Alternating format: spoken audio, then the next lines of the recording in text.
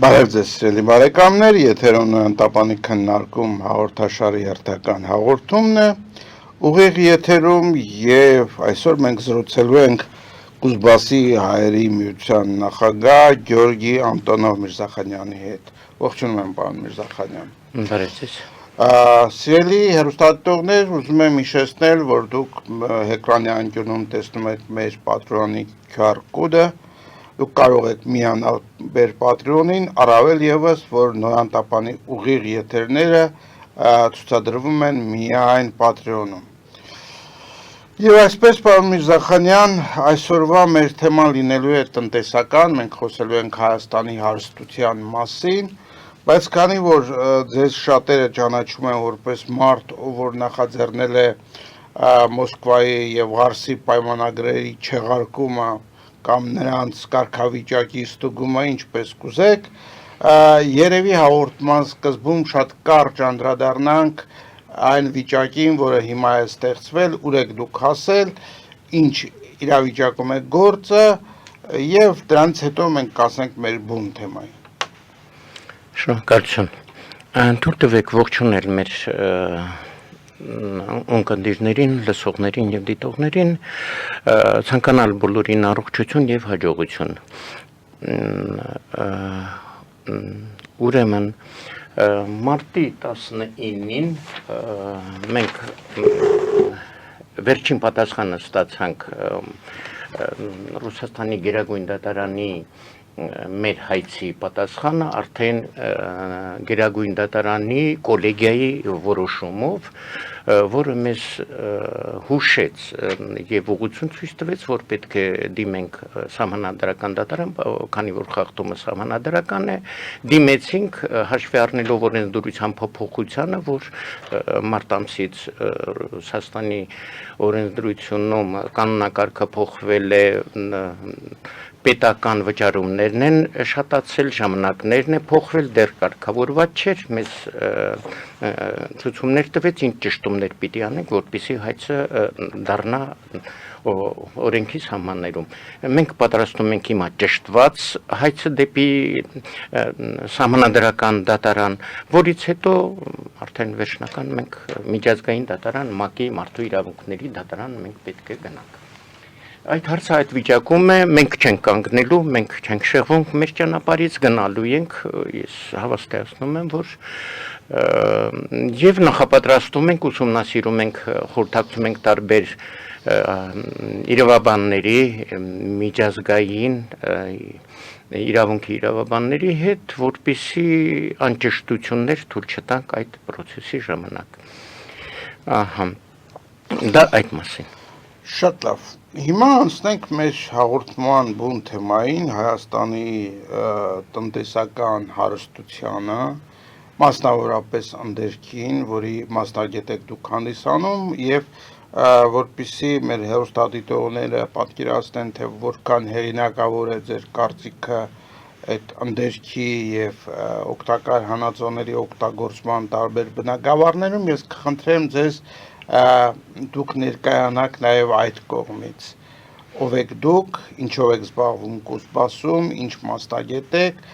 եւ ինչ ծրագրեր ունեք Հայաստանում։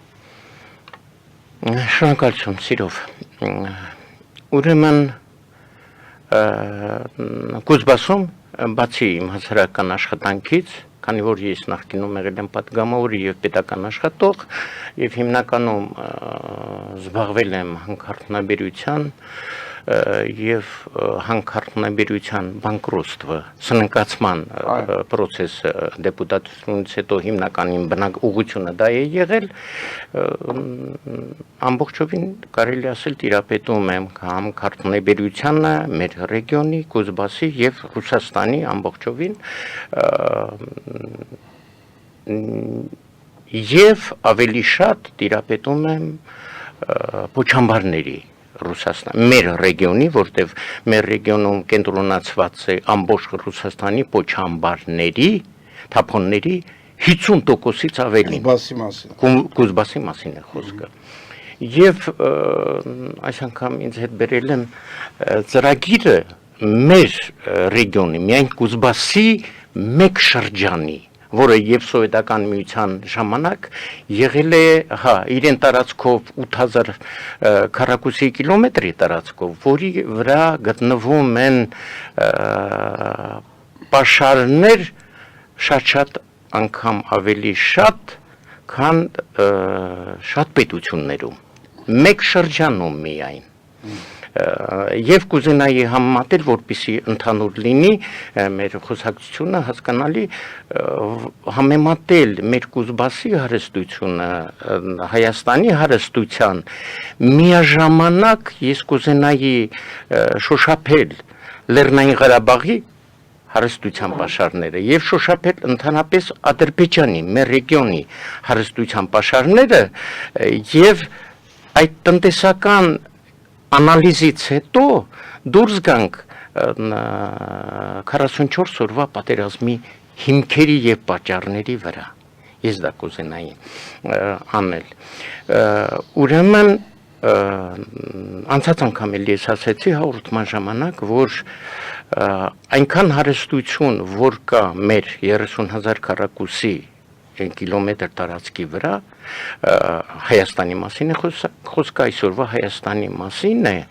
երևի աշխարհում ոչ մի տարածք երկրագնդի վրա չկա այդպիսի տարածք, որ այդքան հարուստ պաշարներ ունենա։ Դեռ 90-ական թվականներին Հայաստանի ընդերքի հարստությունը վերածված արժեքի ամերիկյան դոլարներով գնահատվում էր 4 տրիլիոնից 5 տրիլիոն։ Դա մեծ պաշար է, մեծ գումար է, մեծ արժեք է, որը այդ տարածքում գտնվող ժողովրդին եւ պետությանը թույլ է տալի, որ հարյուրավոր տարիներ ինքնաբավ աշխատել, այսինքն մեր պետությունը, մեր ժողովուրդը կարող է երկար տարիներ ինքնաբավ աշխատել միայն իրեն ներքին ռեսուրսների վրա, որտեղ այդպիսի մեկ քառակուսի մետրի կիլոմետրի վրա եղած հարստություն շատ քիչ պետություններ ունեն։ Ես ուզում եմ այս անալիզով հուսադրել, որ շատերը ասում են Հայաստանը ապագա չունի, ոչինչ չունի, խեղդված է բոլոր կողմերից, դա այդպես չէ։ Այդ հարստությունը, այդ արժեքը, որ մենք ունենք, շատերը չունեն, եւ մեր արժեքը հիմնականում ոսկին է, ինչպես գիտեք, եւ դոլարին, եւ բոլոր թղթարժեքներին գարանտը համարվում է ոսկին միջազգային։ Իսկ մոլիբդենը, գիտեք, ամենաարժեքավոր էլեմենտներից մեկն է, որը մենք 7.8% աշխարհի մոլիբդենի ընդերքի այդքան մասը մեծ պաշար է աշխարհի մակարդակով, միջազգային մակարդակով, որը մեզ մոտ է գտնվում։ Պլյուս մենք երկաթի մեծ պաշարներ ունենք, տիտանի մեծ պաշարներ ունենք, նիկելի մեծ պաշարներ ունենք, որոնք ռիդգազի մենն է, հազվագյուտ մետաղների օգտագործվող մասն են, եւ ընդհանրապես աշխարհում Մենդելեևի Ագուսյակի ամբողջ մետաղական մասի 50 էլեմենտները աշխարհում օգտագործում են որպես հումք եւ արտադրության միջոցներ, բերում են արժեք։ Այդ 50 էլեմենտներն էլ Հայաստանի այս 30,000 քառակուսի կիլոմետրի վրա գոյություն ունեն արդյունաբերական մասշտաբի քանակով, այսինքն այդ բոլոր էլեմենտները, եթե Հայաստանից մենք օգտագործենք, վերամշակենք, մենք բոլորից կարող ենք ստանալ տնտեսական օգուտներ։ Դա է մեր Հայաստանի ընդերքի առավելությունը եւ մեր տարածքի։ Բացի մետաղականից մենք ահռելի ոչ մետաղական հարստություն ունենք պերլիտը, ինչպես գիտեք, բազալտը, մեր ջրային հարստությունը, բնական եղանակը, դրանք մեծ հարստություններ են, որոնք մեզ պետությանը հնարավորություն տալիս են եւ կտան երևի դարերով, խնայողաբար օգտագործելու դեպքում լինել ինքնաբավ կոնկուրենտ միջազգային հարաբերություններում երևացող պետություն ես դա կուզենայի ասել եւ հիմնական հիմա ուզում եմ համեմատել պաշարները մեր հարևանների հետ ուրեմն 2019 թվականին համաձայն միջազգային համաձայն համաշխարհային բանկի տվյալներն եմ ես հիմա ասում ահա ուրեմն Արցախի մեր Լեռնային Ղարաբաղի հանրապետության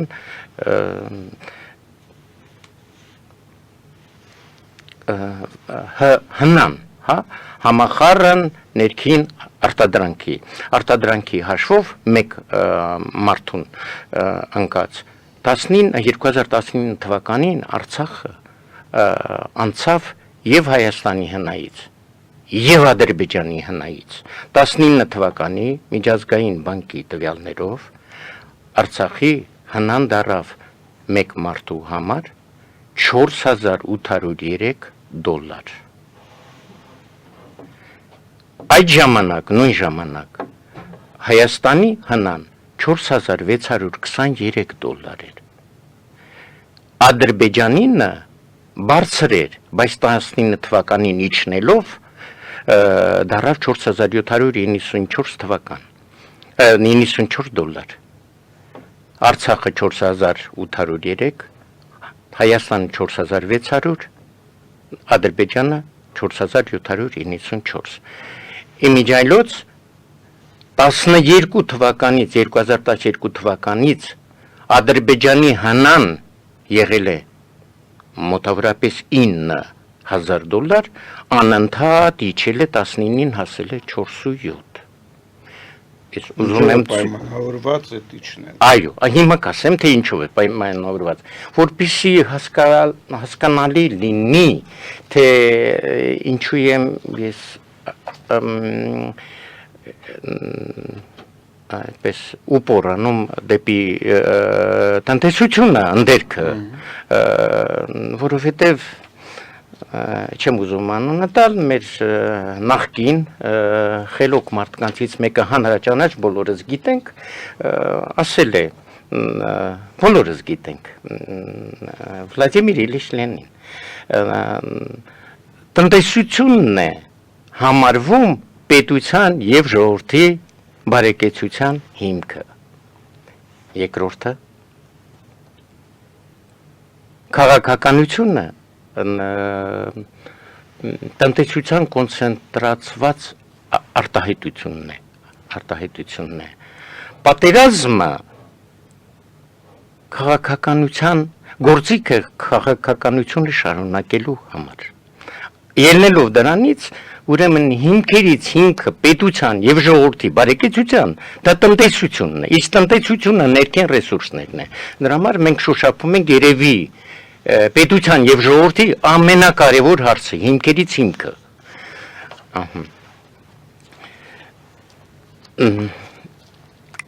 ինչու էր այդպես եւ նույն թվականին 2011-2012 թվականին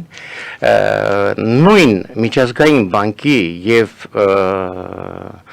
առևտրական կազմակերպության միջազգային տվյալներով շատ չէր ասվում, բայց գրվում էր հետազոտությունների եւ անալիզների պրայս լիստերի ձևով գրվում էր, որ Բաքվի նավթի գազ պաշարները սպառվում են եւ իրականում այդպես էլ կա, այդպես էլ եղել է այսօր շատ աղբյուրներ կան, որոնք գրում են, որ իրականում այսօր այնինչ որ արտահանում է այդ խողովակաշարերով Բաքու Ջեյրան եւ Բաքու Բաթումի խողովակաշարերով դա Ադրբեջանի սեփական նավթը եւ սեփական գազը չէ Եվ համոզված ենք բոլորս, որ դա մի մասը ռուսական է, մի մասը թուրքմենական է, մի մասը ղազախական է։ Եվ այս հնան ապացուցում է ծածկված ձևով, պարզ տնտեսական առումով ապացուցում է, որ եթե պետությունը ունի գազ եւ նավթ, որը ոսկուցել թանկ է, մեծ արժեք ունի եւ իրեն հնան այսքան փոքր է, ուրեմն ինքը ռեսուրսներ չունի, դա իրենը չի, դա թվացial հարստություն է իր համար։ Եվ հաշվի առնելով, որ հենց 19 թվականին այս անալիզը անելուց հետո սկսեց աժոտաժը, որ Ադրբեջանը պատրաստվում է հարձակվել Լեռնային Ղարաբաղի վրա։ Այս տվյալներից հետո, հենց այս տվյալներից հետո, սա արվել է 19 թվականի մոտավորապես հոկտեմբեր ամսին,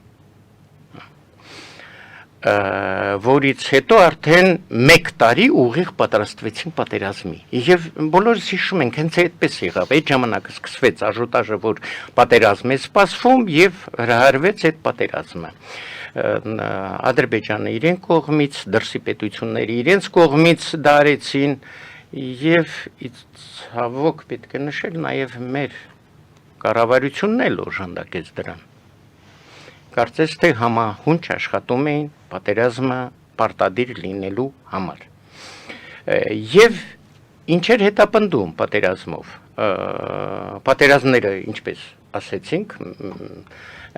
մեծ գիտակ աշխարհում հայտնի Վլադիմիր Իլիչ Լենինը, որ ասել էր կարևորը պետության ժողովրդի համար տնտեսությունն է, որից հետո քաղաքականություն ու պատերազմ, ուրեմն պատերազմ է հետևանք էր վատ տնտեսության։ Վատ տնտեսությունը եղավ ապացուցվեց 19 թվականին, որը պարտադիր պիտի օգտագործվեր պատերազմ գործիքը,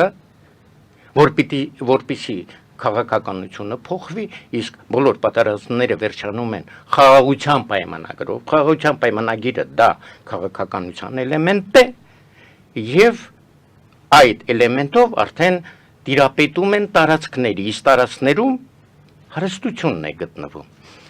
Ուրեմն, քանի որ Ադրբեջանը պարզվեց, որ նավթի, գազի պաշարները պակասել են եւ չի կարողանում իրեն հնան մեծացնի, բյուջեն լցնի գումարներով,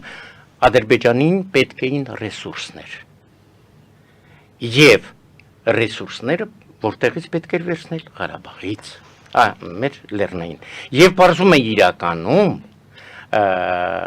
այն տարածքում, որտեղ մեր Լեռնային Ղարաբաղն էր հանրապետությունը, փոքր հանրապետությունը, այդ տարածքում արդեն այս հնան Ղարաբաղի ինչու մեծացավ, որտեղ աշխատում էին այդ ժամանակ 19 թվականին 3 հատ փականքեր եւ 17 հատ բացանքեր, որոնց արտադրանքը տեղափոխվում էր, վերամշակվում էին պարզե ղափանի եւ սոտքի հարստացնող գործարաններում։ Շատ լավ,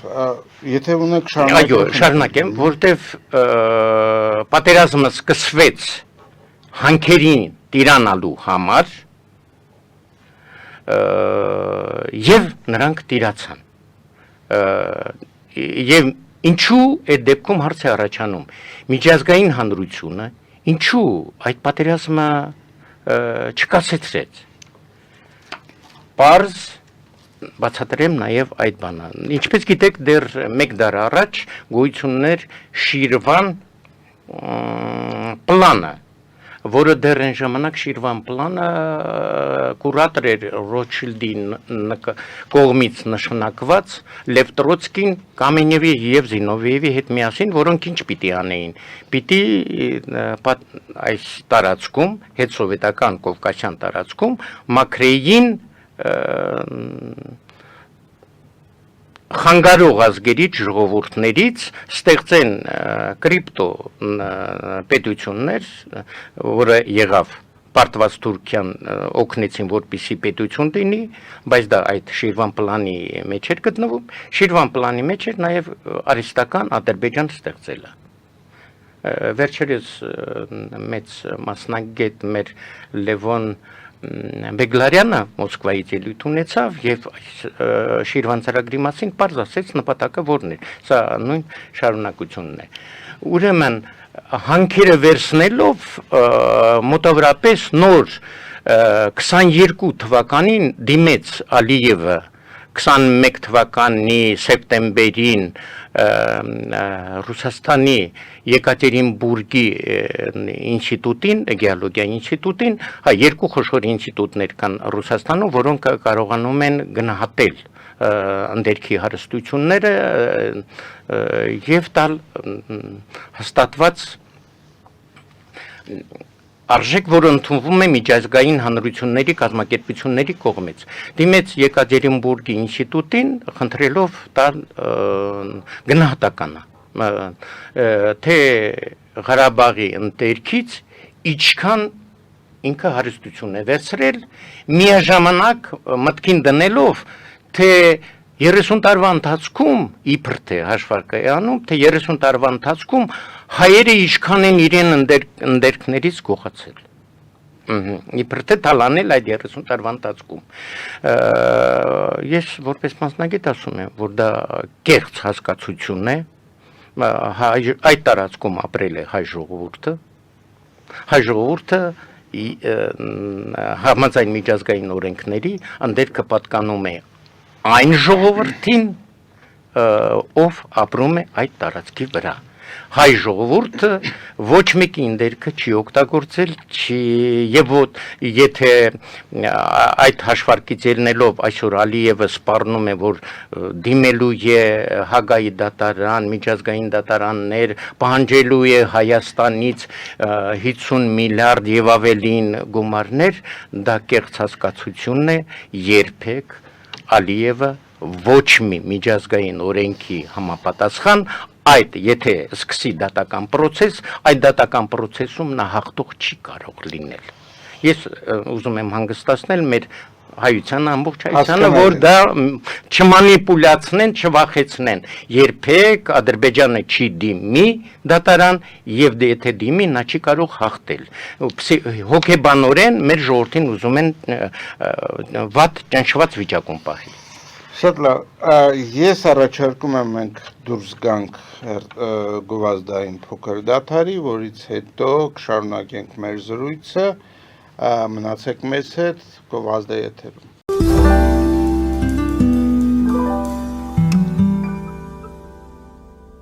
Jackpot հագուստի վաճառակենտրոնը վերաբացվել է Թահանգա քաղաքում։ Նոր տեսականի, նոր արժեքներով ու նոր զեղչերով։ Եվրոպական հագուստ եւ կոշկեղեն կանանց, տղամարդկանց եւ երեխաների համար։ Օծանելիք, ճամպրուկներ, պայուսակներ, գիշերանոցներ, գոտիներ եւ դրամապանակներ։ Մեծ ապրանքատեսականի, մեծ զեղչերով։ Համեցեք Jackpot Թահանգայում։ Հասցեն 7057 Foothill Boulevard։ Հեռախոս 818 813 2252։ Jackpot։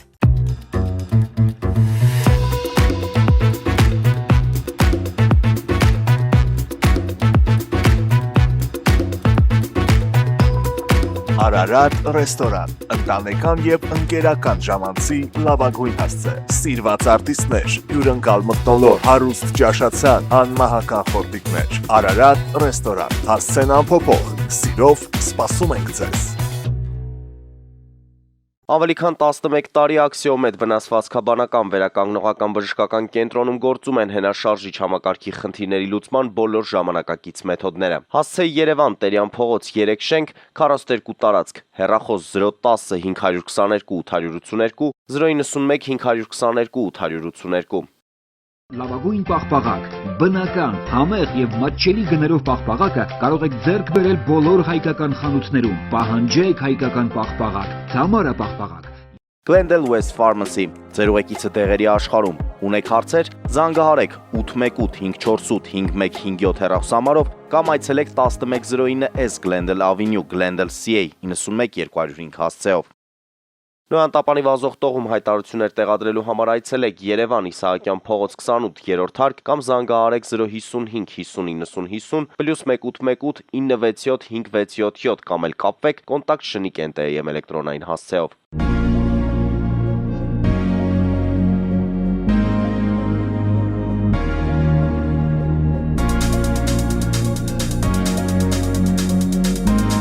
Տպագրեք ձեր գիրքը Նոյան տապան տպագրատանը, ինչպես նաև թերթեր, ամսագրեր, բուկլետներ եւ այլն։ Հասցեն քաղաք Երևան, Իսահակյան 28 առաջին հարկ։ Հեռախոս Հայաստանից +374 55 50 90 52, ԱՄՆ-ից 818 967 5677։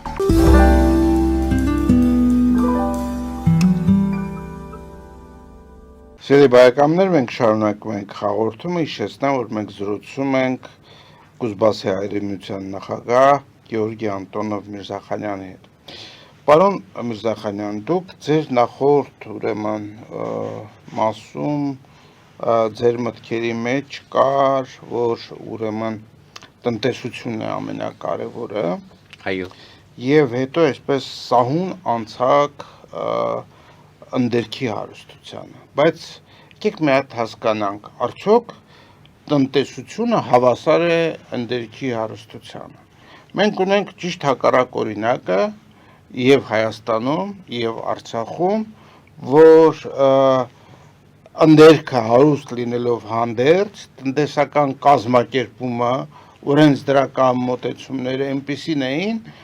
որ այդ ընդերքի հարստությունը բնավ չէր ծառայում ժողովրդին եւ երկրի հարստացմանը։ Եվ եթե անգամ ծառայում էր չնչին չափով, ինչ որ հարկերի միջոցով, որոնք որ տրվում էին այս կամ այն արդյունաբերողի կամքով։ Պետքա ծախսեր եւ եկամուտներ ուրեմն տարբերությունից հանքեր են առաջանում հարկեր, իսկ այդ ծախսերը երբեմն այնպես են ցույց տալիս, որ այնտեղ համարյա հարկ տալու բան չկար։ Եվ արդյոք ուրեմն հանքերը աշխատում են ուժեղ տնտեսության համար մեր պարագայում։ Շնորհակալություն, շատ ճիշտ տեղին հաստատվեցիք, դա այդպես է, ուրեմն փորձը ցույց է տալի, որ բոլոր պետությունները, ովքեր զարգանում են, ձևավորվող պետությունները, որ զարգանում են, առաջի հերթին ուշադրություն են դարձնում իրենց հնարավորությունների վրա, կարող են իրենց ռեսուրսները օգտագործել, թե ոչ։ Եվ սկսում են օգտագործել, հետո ներդնելով գիտություն, միտք, ինվեստիցիաներ, բազմապատկում են այդ հարստությունը։ Մեզ մոտ բոլորովին եղավ հակառակ։ Սովետական միության ժամանակ Հայաստանը, այս 30,000 քառակուսի կիլոմետրը, երևի Սովետական միության ամենազարգացած տնտեսություն ունեցող երկիրներ։ Մենք դոնոր չէինք,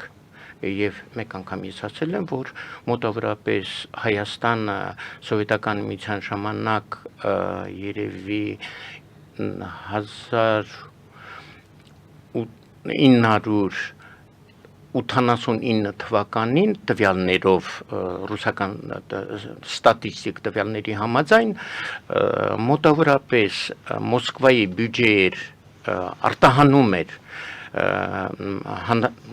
հանրապետական բյուջե մոտավորապես 20-22 միլիարդ դոլարի, այն ժամանակվա միլիարդ դոլարի արտադրանք, դա մեր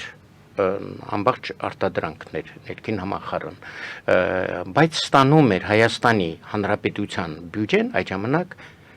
2-ից 2.5 միլիարդ դոլար էր, այսինքն մենք համարվում ենք դոնոր Սովետական միության համար։ Ինչու համար, որտեղ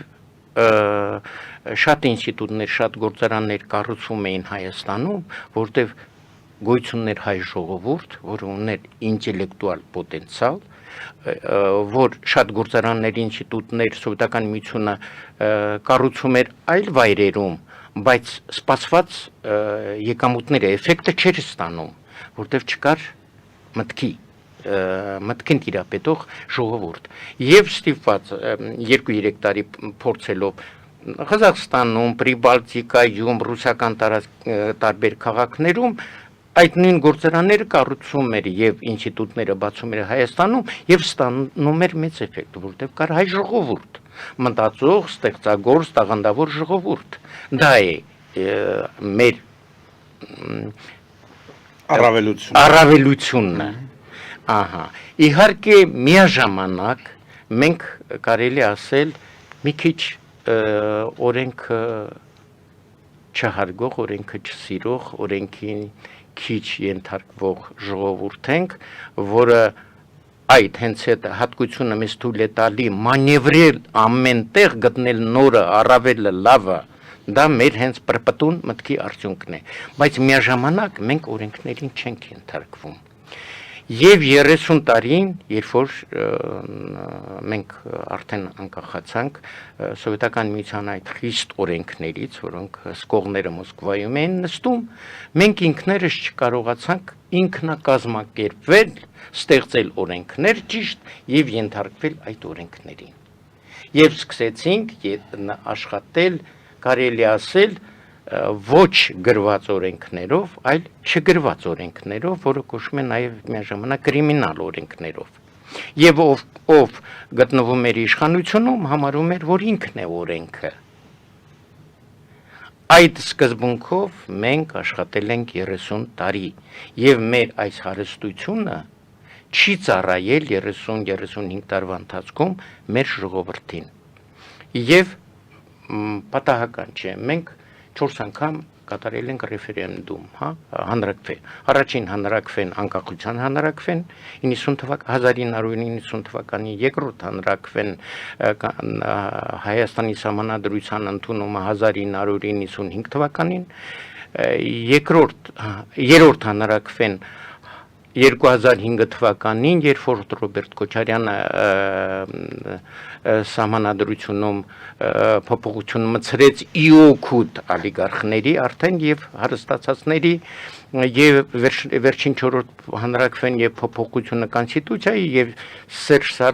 Սարգսյանը պետության հարստությունից հանքերը դարձրեց կառավարության հարստությունը։ Ահա եւ հենց այս օրինակը ցույց է տալիս առաջին հանրակրվե ժողովրդի սեփականություն, 4-րդը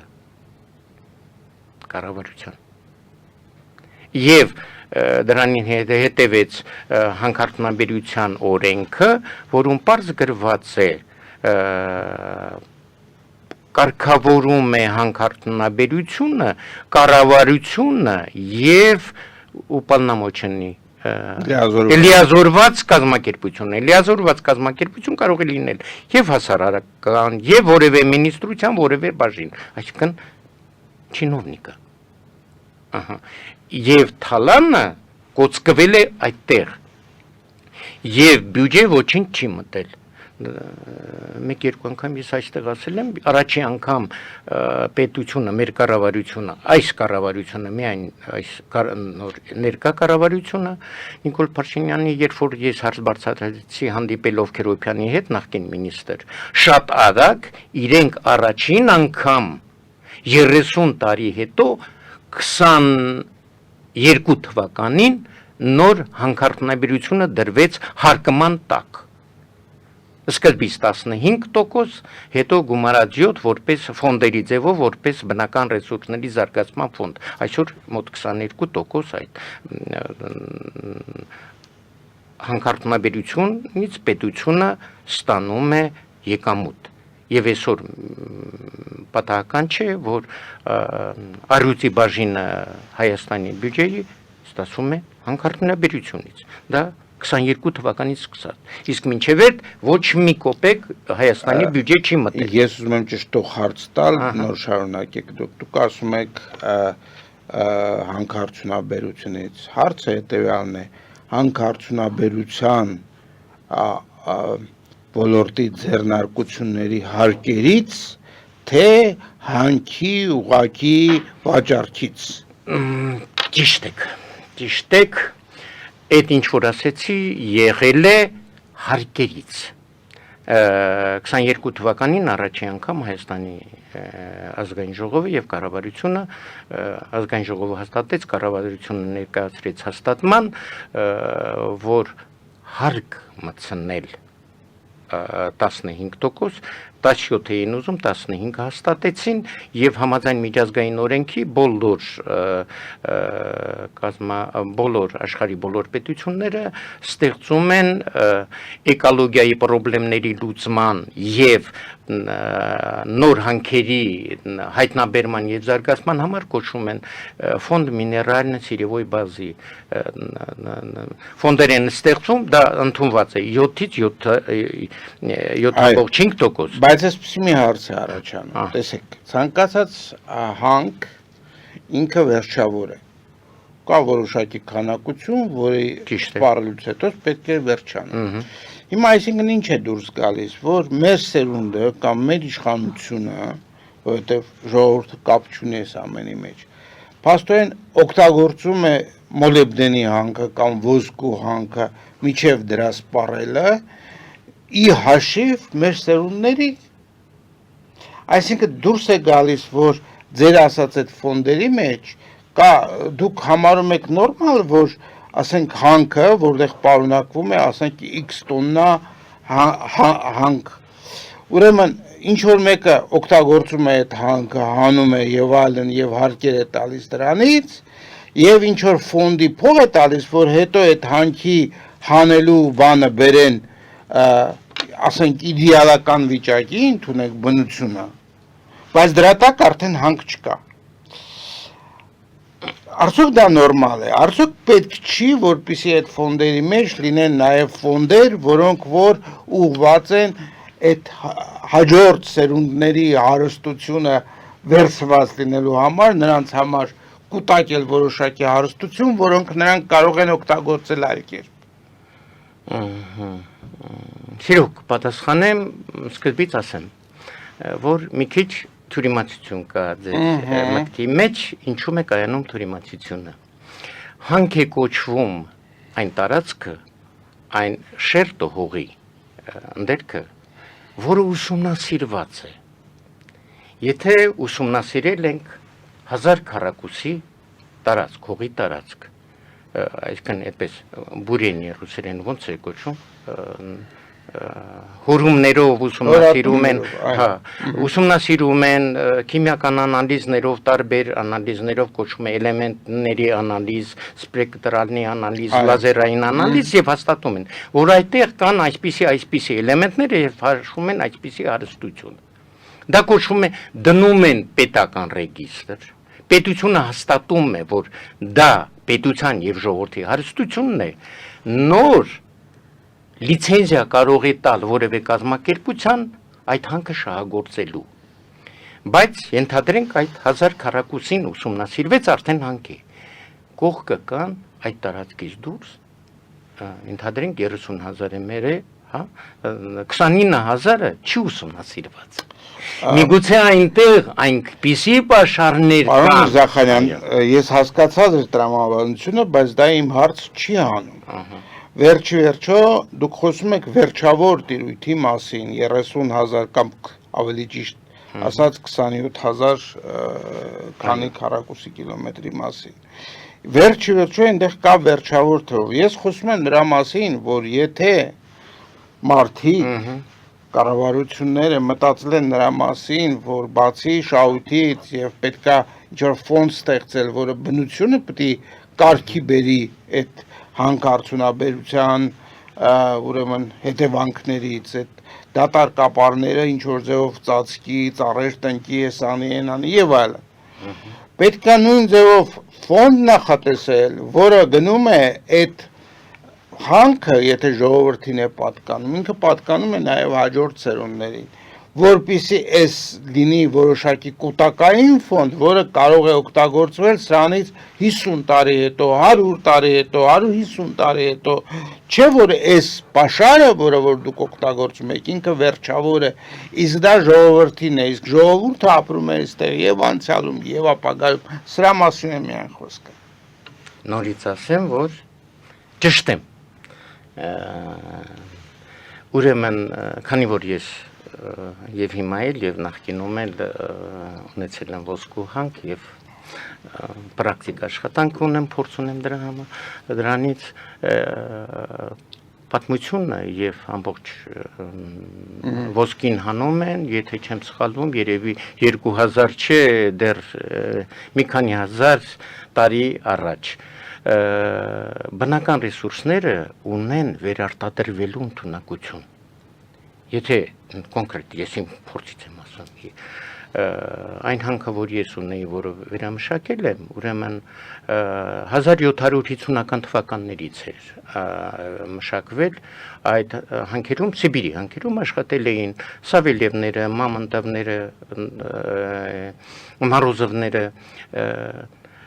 Պարզվում է, երբ որ ասում ենք հանքում կա, ենթադրենք 1 տոննա ոսկի։ Այդ 1 տոննա ոսկին հանելուց հետո ապացուցված է, հաշված է 30-ից 50, մաքսիմում 70 տարի հետո վերարտադրվում այդ նույն տարածքում այդքան ոսկի։ Դա օրենք է, որովհետև այդ վերարտադրվում է, այդ հումքը այդպիսի բաղադրություն ունի։ Ինչու, որովհետև մենք վերցնում ենք ազատ ոսկին, որը բաց երևում է, բայց ժամանակի ընթացքում 30, 50, 70 տարի հետո օդի, ջրի ազդեցությունների, եղանակի ազդեցությունների հիման վրա այդ նյութերը, սերտաճված ապարները եւ այլն քայքայվում են, նորից այդ հարստությունը դուրս է գալիս։ Չգիտեմ, ես անկեղծ ասած ինքս չգիտեմ այդպիսի բանի մասին, հակառակ դեպքում այսքան չեն խոսենա խոսի հանքերի սպառման մասին, բայց ով է ասում սպառվել է, այդ սուտ է։ Բայց գուցե դուք խոսում եք հետևյալի մասին, որ ասենք եթե սրանց 100 տարի առաջ ոսկին հանում են մի տեխնոլոգիայով, որը կարողանում էր ոսկուց, ասենք թե 5% դուրս բերել, հիմա տեխնոլոգիաները ավելի լավանում են եւ այն ինչ որ առաջ համարվում էր, որ սպառված, հիմա սպառված չի եւ դրանից եւս կարողանում են հանել, բայց այնուամենայնիվ մենք շեղվեցինք մեր խոսակցությունից, ես առաջարկում եմ եւս մեկ գովազդային դադար, որից հետո կփորձենք պատասխանել հեռախոսազանգերի կամ եթե դուք ավելացնելու բան ունեք, խոսենք դրա մասին։ Մենք շարունակում ենք մեր զրույցը Կուզբասի հայրենիության նախագահ Գյորգի Անտոնով Միրզախանյանի հետ։ Պարոն Միրզախանյան, ես կուզենայի, որ մենք այս հատված հաղորդման ավելի նվիրեինք այդ հանք արդյունաբերության, արդյունավետության մասին, որովհետև այնուամենայնիվ այս վերջին 30 տարիների ընթացքում անկախության մեր կազմակերպված հանք արդյունաբերության այն է եղել, որ մենք ուրեմն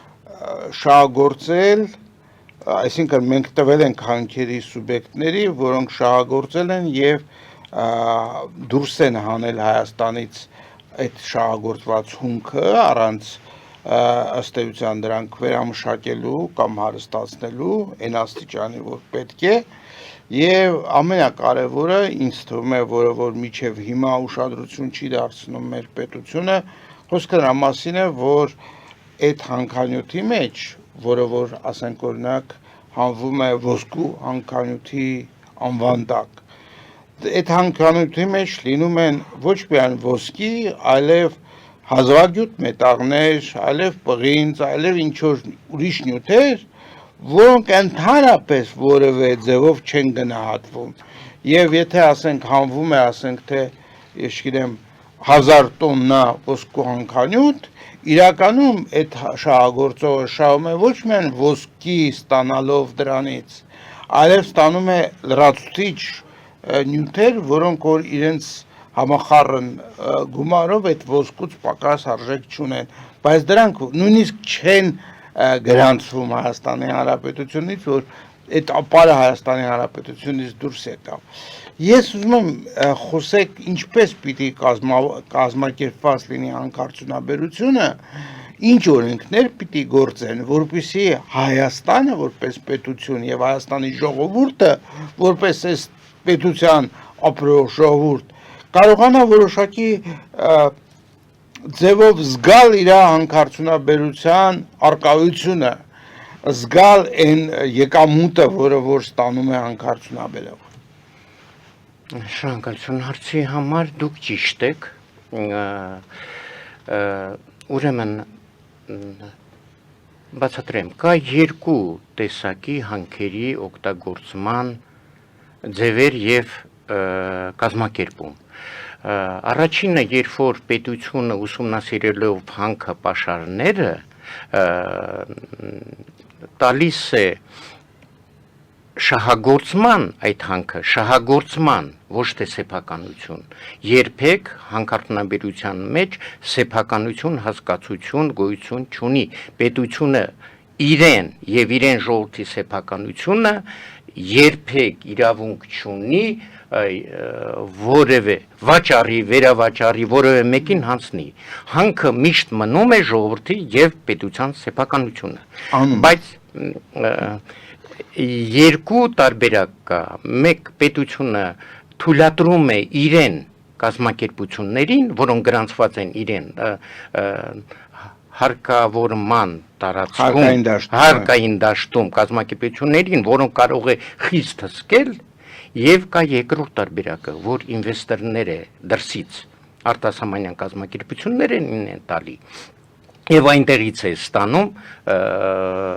դիվիդենդներ, ակցիաներ եւ այլն։ Առաջի դեպքում,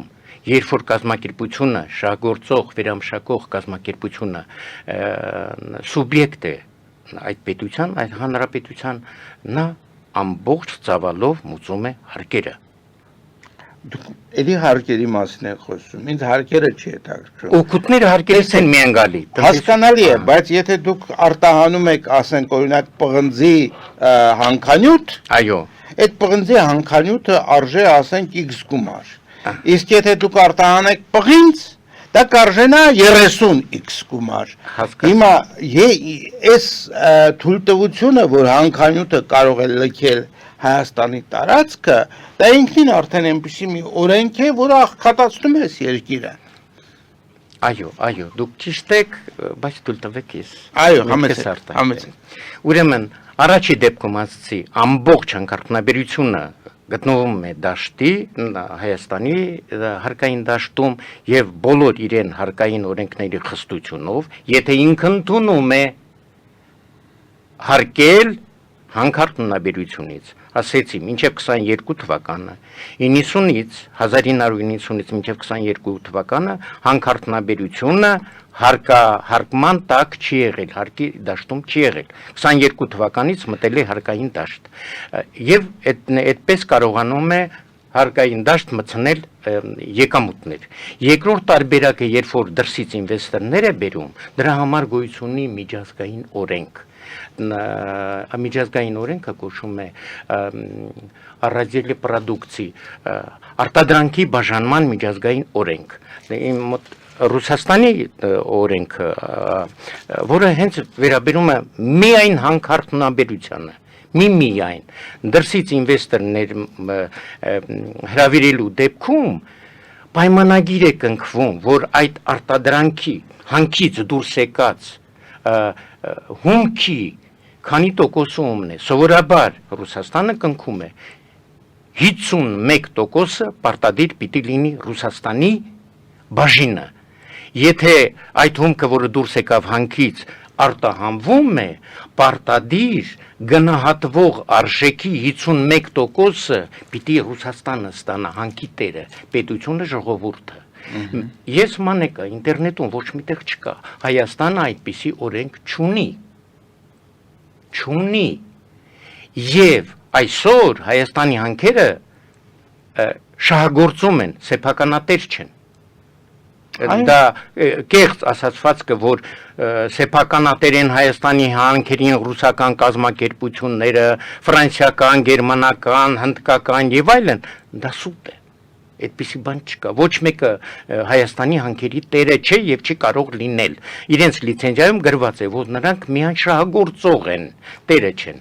Եթե Հայաստանը ունենա այս օրենքը, որը չունի, որ ես առաջարկում եմ շատ շտապ մտցնել, համաձայն այս օրենքի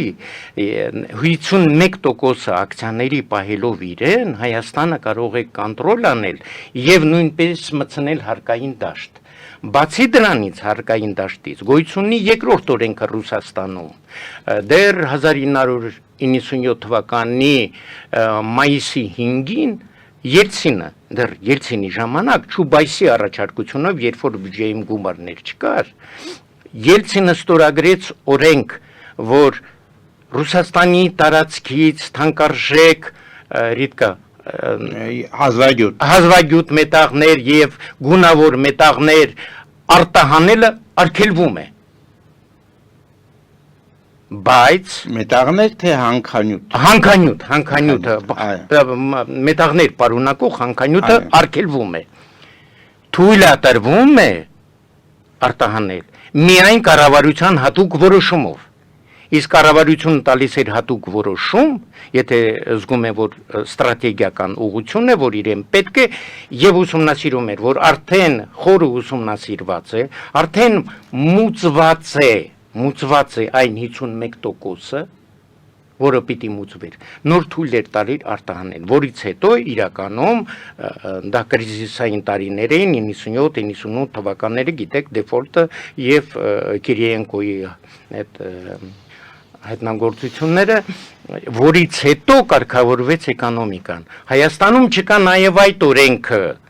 որ չի կարելի արտահանել հանքանյութ, պիտի այդ արգելքը դրվի։ Այդ արգելքը դրնելուց հետո այս օրենքը արտադրանքի բաժանման օրենքը ներմուծելուց հետո, որը միջազգային է, եւ երկրորդը նույնպես միջազգային է, ոչ մի երկիր թույլ չի տալի իրեն տարածքից սահմանից դուրս անել հանքանյութ, որովհետև դուք շատ ճիշտ ասեցիք, բոլոր հանքերը, ենթադրենք ոսկու հանքը, ոսկու հանքը եթե համարվում է հանք ոսկու, որտեղ ուսումնասիրված է միայն ոսկու պաշարները։ Հարակից այդ հանքում կան միգուցե ոսկուց շատ ավելի մեծ արժեք ունեցող արծաթ, ոսկուց ավելի շատ արժեք ունեցող մոլիբդեն, ոսկուց ավելի շատ արժեք ունեցող ալյումինի եւ այլ մետաղներ, երկաթ եւ այլն մետաղներ։ Եթե չի մուծվում հումքը արտահանելուց, սովորաբար ընդունված է միջազգային կարգ է, պիտի մուծես արժեքը 51%-ը եւ ինչքան պայմանավորվում են համաձայն այս պրոդուկցիայի բաժանման օրենքի, եթե չես մուծում, բոլոր երկրները արգելում են հումքը դուրս անել։ Մեր դժբախտությունը այդ երկու օրենքների բացակայության մեջ է եւ սահմանադրության այն կետը, որ հանված է, որ ժողովրդի սեփականությունը չի եւ վերջինը անդերքի մասին օրենքի ոչ բարենպաստ լինելու մեջ է։ Եթե այդ սահմանադրությունը, եթե փոխվի, մցվի, որ ժողովրդի սեփականությունն է, այս 4 օրենքները կարգավորվի, Հայաստանը ինքնաբավ կարող է եւ հարուստ եւ զարգացող երկիր դառնալ դարերով, որտեղ նրա պաշարները դարերի պաշարներ են եւ ոչ թե տարիների։ Շնորհակալություն պարոն Միրզախանյան, ցավոք սրտի մեր ժամանակը սպառվեց, մենք չկարողացանք պատասխանել հեռախոսազանգերին։ Սիրելի բարեկամներ, հիշեցնեմ, որ մենք զրուցում էինք Կուզբասի հայերի միության նախագահ Յուրի Անտոնով Միրզախանյանի հետ, մաղթում եմ ձեզ ամենայն բարիք եւ մինչև նոր հանդիպում։